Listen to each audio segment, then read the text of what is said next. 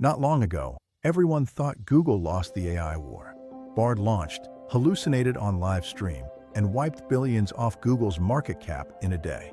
Now, the same company might have just pulled off the biggest reversal in AI history with Gemini 3. Did Google just wake up and drop the best model on the planet? Or is this another hype cycle that ends in memes and disappointment? Let's find out. Hey, it's AI Trends IQ, and today we're breaking down Gemini 3. Why everyone is suddenly bullish on Google again, what the benchmarks actually say, and how their new anti-gravity dev tools turn you into a manager of AI agents instead of just a coder. It is November 21st, 2025, and you're watching AI Trends IQ. Remember Bard, Google's first big ChatGPT competitor back in early 2023? They did a huge live demo. Bard hallucinated. Investors panicked. Google's stock dropped around 9% almost instantly. Everyone started saying the same thing. Google is too big, too slow, too bureaucratic. They missed the AI wave. Fast forward to this week.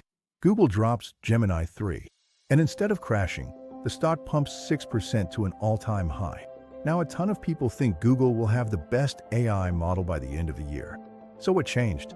Back in my day, gifted kids burned their energy launching Beyblades between Johnny Bravo reruns. Now the gifted kids build insane AI benchmarks for fun. They're not just asking, can this model write code? They're doing things like, which model is best at recognizing Pokemon silhouettes? Which one can run a simulated vending machine business?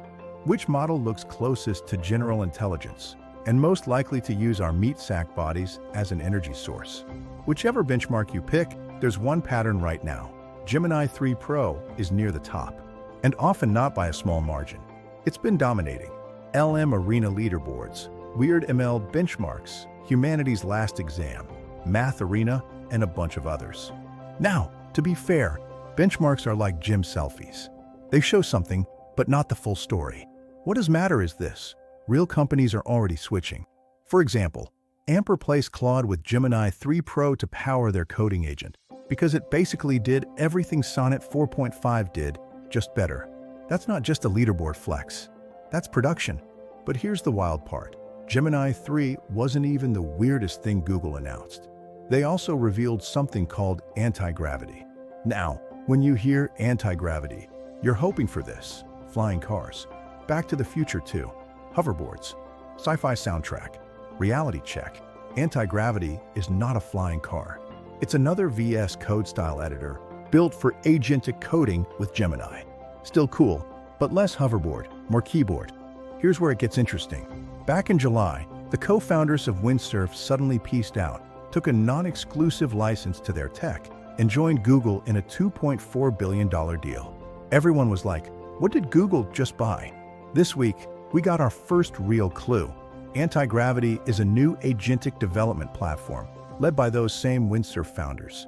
In their launch video, Google essentially tells you, congratulations, you've been promoted to manager of agents. Translation: the AI already figured out how to use you as a resource before it even hit AGI. My favorite part, they forgot to rename Cascade in the demo. Cascade was the name of Windsurf's old coding agent. So yes, it's still agents on top of agents, on top of agents. It's turtles all the way down. Anti-gravity isn't launching into a vacuum. Its biggest rival right now is an IDE named Chad. Yes, Chad. Chad is the brain rot IDE backed by Y Combinator. Unlike normal editors, Chad plugs your brain rot devices straight into your coding workflow so you can gamble, watch TikTok, swipe Tinder, while your AI agents refactor code and ship features in the background. Peak 2025. On Google's side, you've also got IDX, their web-based editor, Jules, an autonomous coding agent, and now anti-gravity, the agentic dev platform except IDX already got absorbed and rebranded as Firebase Studio. Firebase Studio's pitch: accelerate your entire development lifecycle with AI agents.